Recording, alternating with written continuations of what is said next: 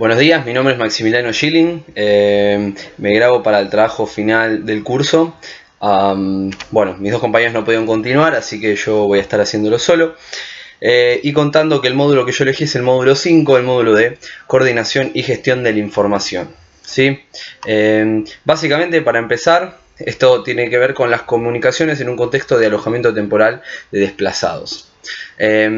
Primero, como una breve introducción, podemos decir que la coordinación y gestión de alojamientos temporales implica, entre otras cosas, una eficiente coordinación y gestión de la información.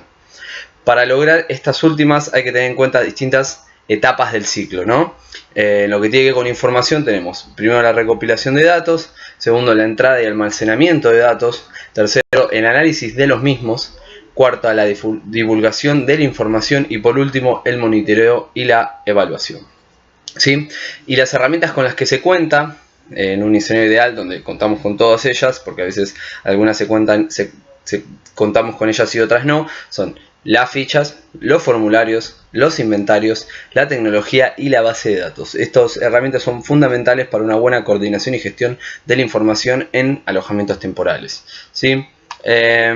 Obviamente existen dos niveles en la coordinación de la información, siguiendo el módulo, que tiene que ver entre alojamientos temporales y dentro de un alojamiento temporal, ¿sí? El papel del gestor del alojamiento, ¿sí?, que pertenece a la protección civil, además de realizar o supervisar las acciones ya señaladas, es el de facilitar el canal justamente de la información y asegurar que ésta llegue a todos, los residentes del alojamiento y a los distintos actores intervinientes dentro y fuera del mismo. Sí, es la coordinación entre estos dos niveles de los que hablábamos antes.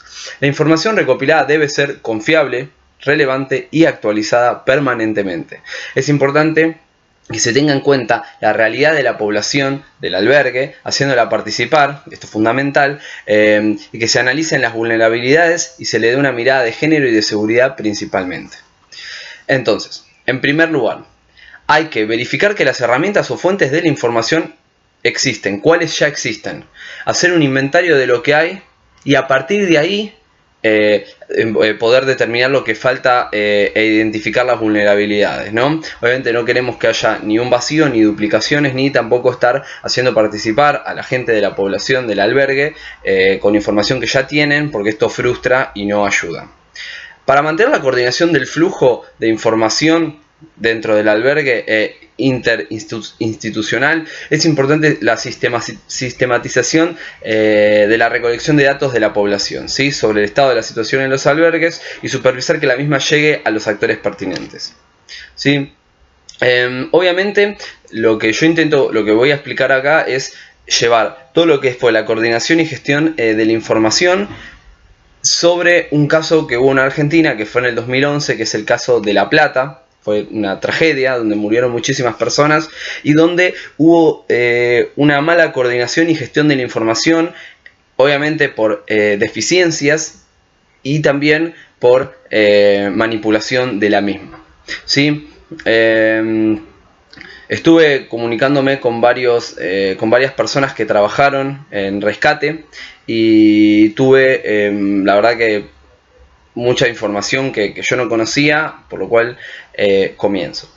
Cuando hablamos de contexto del desplazamiento, acá estamos hablando de La Plata en el año 2011, ¿sí?, donde hubo dos situaciones que se dieron en conjunto para que pasaran las inundaciones que se dieron en La Plata, donde muchas personas resultaron perdiendo la vida, murieron, y otras personas tuvieron que dejar su casa y tuvieron que irse a ciertos alojamientos temporales.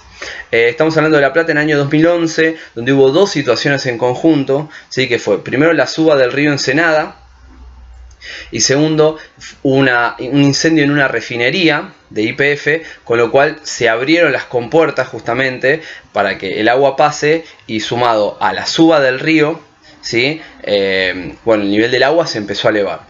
Sumado esto a las tormentas que hubo, que venían desde la capital federal hacia La Plata, donde esto ayudó a que el agua subiera. Entonces, digamos, en La Plata hay una gran cantidad de casas bajas y en aproximadamente 20 minutos el agua subió 1,80 m, ¿sí?, que fue empeorado por la tormenta y el colapso del sistema hídrico de la ciudad, ¿sí? Por último, y esto tiene que ver con la coordinación y gestión de la información, algo fundamental fue que unos meses antes había sido la tragedia de Once, ¿sí? Un accidente de tren donde hubo 51 muertos de un tren que no frenó donde tenía y siguió y mató a 51 personas, y fue una mala prensa para el gobierno nacional.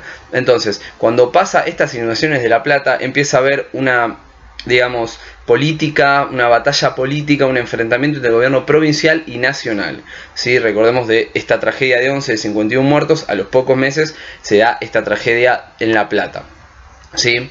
¿Qué pasó? El río subió 1,80 metros, las personas tuvieron que dejar su casa, mucha gente desapareció, y las personas, ¿dónde se alojaban? ¿Cuáles fueron los tipos de alojamiento? Bueno, en La Plata, en estas acciones que se toman cuando hay una inundación muy rápida, acá en Argentina no es común que existan campamentos para estas situaciones, sino que se utilizan centros colectivos o comunitarios, lo que ellos conocen como y describen como oportunidades temporales, que se consideran más eficientes, ya que se tarda mucho en montar y desmontar el campamento, ¿sí? Ya que no se tiene el equipamiento correcto. Entonces, no se forman campamentos, sino que son más que nada estos centros colectivos o comunitarios. Los centros que se utilizan con mayor frecuencia son los polideportivos, los clubes locales y las escuelas, ya que son ideales porque son grandes, tienen multiplicidad de baños y espacios para la recreación.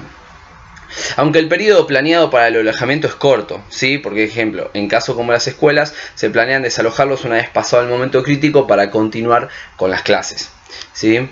Entonces, este es un primer punto muy importante porque es de paso, digamos, no es a largo plazo, ni siquiera a largo plazo de semanas, solamente es en el momento crítico hasta que puedan resolver esa situación.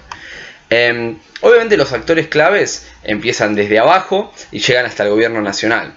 Los actores claves que en este caso puntual se fueron involucrando a medida que avanzó la situación de desastres, ¿sí? Son el grupo de emergencia, la Defensoría Civil, después pasado por el Intendente, el gobierno municipal, la Dirección Provincial de Defensoría Civil, el Ministerio, hasta llegar a la Presidencia, ¿sí? Estos son los actores que interceden, ¿sí? En todo lo que tiene que ver con la coordinación y gestión no solo de la información, sino de todas las acciones a llevar a cabo. A su vez, hay muchos actores principales que ayudan a las personas desplazadas durante las horas más difíciles, que son la Iglesia, el Ejército de Salvación con la logística de la comida, la acción social, municipio y voluntarios, los bomberos, la Cruz Roja y no hay que olvidarnos de los Scouts, que son un tercer cordón, pero sin embargo hacen un aporte muy grande, ¿sí? ¿Cómo se aplica el tema? Digamos, el problema que hubo aquí en la coordinación y gestión de la información es principalmente que hubo una manipulación de la información sobre la cantidad exacta de personas muertas, ¿sí? El gobierno provincial no quiso que se sepa el verdadero número. Una pelea entre el gobierno nacional que exigía la verdadera cantidad de muertos, que según los rescatistas fueron 84, ¿sí? Y no 48 como terminó diciendo el gobierno provincial, que no quería una mala prensa, así que al momento de clasificar la información la manipuló y solamente dio a conocer que hubo 48 muertos, ¿sí? Esto es algo que no puede pasar, no pueden los egos políticos interceder, pero vamos a ir más adelante a eso. Siguiendo con el plan, después de una investigación y después de hablar, ¿qué funciona? ¿Cuáles fueron las buenas prácticas entre todo esto, ¿no? Que dejaron, como se ve, 84 muertos. A lo que me aseguran los rescatistas es que hay un buen funcionamiento de los distintos grupos por separados, ¿sí? Pero no hay una coordinación eficiente.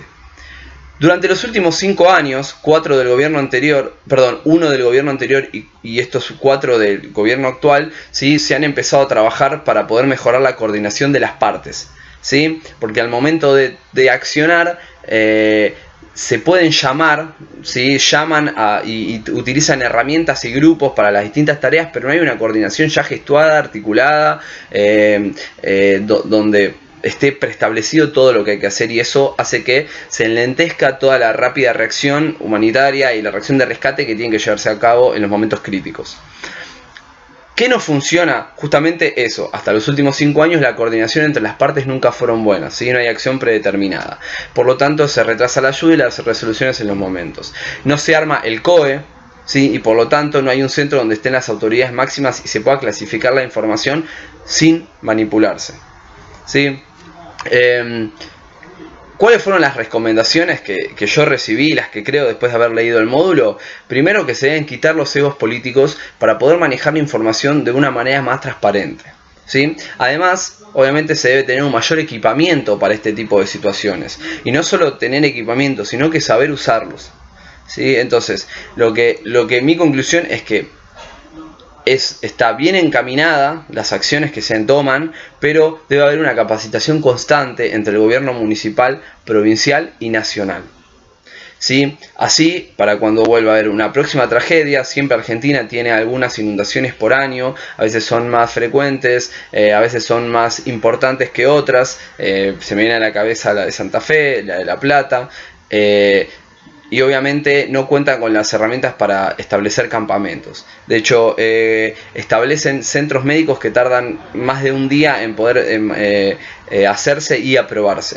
Con lo cual, bueno, esto requiere una revisión total para que las acciones se coordinen y se puedan gestionar de una manera grupal y eficiente.